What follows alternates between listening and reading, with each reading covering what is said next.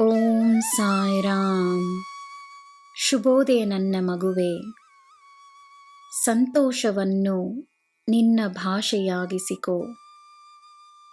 ಯಾರು ಹೇಗಿದ್ದರೂ ಸರಿ, ನೀನು ಸಂತೋಷವಾಗಿರು. ಒಮ್ಮೆ ನಿನ್ನ ಕೆಲಸವಾಗದಿದ್ದರೇನು, ಮತ್ತೊಮ್ಮೆ ಪ್ರಯತ್ನಿಸು.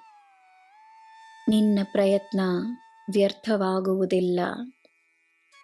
ನಿನ್ನ ಪ್ರಯತ್ನವನ್ನು ಯಶಸ್ಸಾಗಿ ಬದಲಾಯಿಸುತ್ತೇನೆ.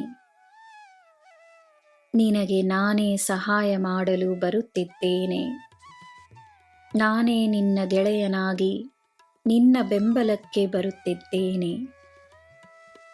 ನಿನ್ನ ದಿನ ಶುಭವಾಗಿರಲಿ.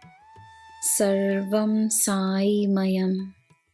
ಜೈ ಸಾಯಿರಾಮ್.